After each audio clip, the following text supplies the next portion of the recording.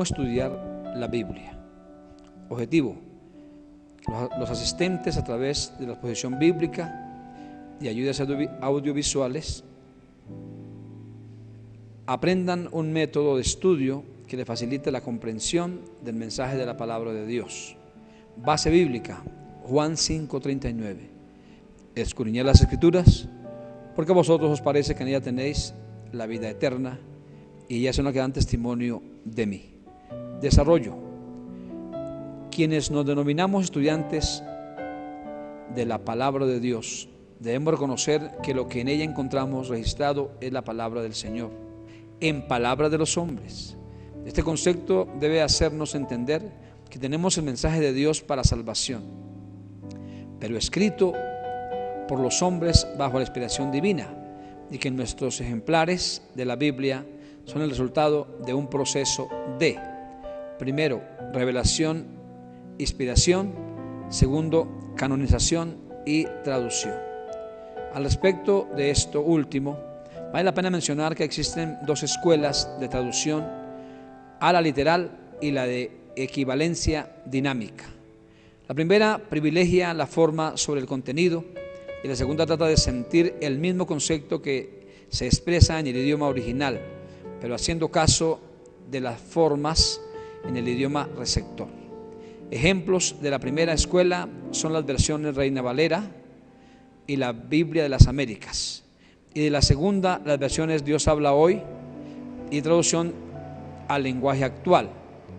De ahí que surjan diferentes versiones de un mismo texto, por lo que quienes nos precisamos de estudiar la palabra de Dios no debemos comprometer nuestro estudio bíblico con una sola versión, sino que al tener diferentes versiones de la Escritura, lo enriquecemos. Además, la crítica textual, que es a disciplina que tiene por objeto encontrar al texto de mayor fidelidad al original, hace descubrimientos que permiten acercarnos lo mejor posible a los textos originales, y eso se ve reflejado en versiones más recientes. Igualmente, cuando se traduce un texto, se tienen en cuenta elementos culturales, geográficos, históricos y de otra índole que faciliten la comprensión del texto. La interpretación bíblica: al estudiar la Biblia, nuestra tarea es determinar lo más cercano posible lo que Dios quiso decir en un pasaje determinado al destinatario original, y no lo que el texto significa para mí. Es aceptar que un texto tiene un sentido válido al que el autor tuvo en mente. No olvidemos que una cosa es la interpretación, lo que el autor tuvo en mente al escribir dicho texto, y otra la aplicación, el que el mensaje puede ser válido en circunstancias diferentes.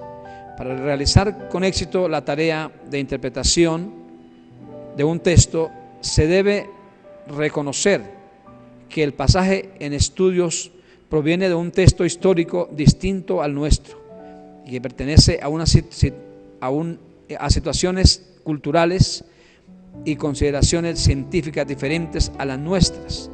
Es decir, existen abismos históricos, cultural, lingüístico, geográfico, científico y fisiológico entre nuestra época y la bíblica. Nuestro estudio bíblico.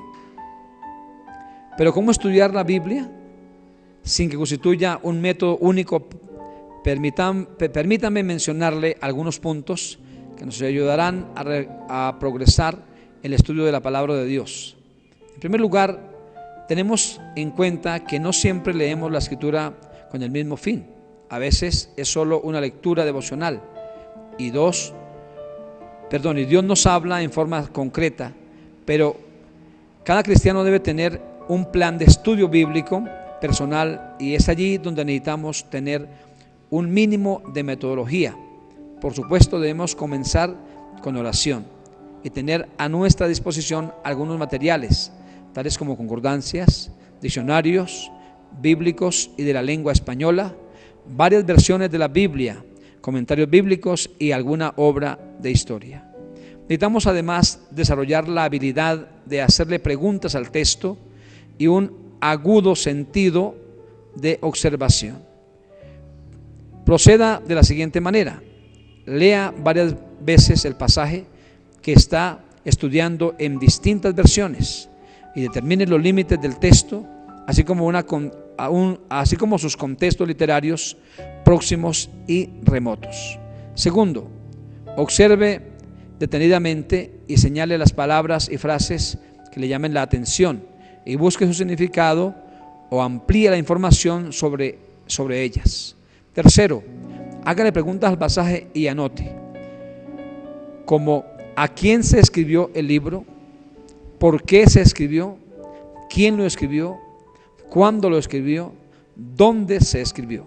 Cuarto, analice la estructura del texto, divisiones naturales, conectores, las palabras y lo que significan, el sentido de las oraciones y frases, los verbos que se repiten, etc.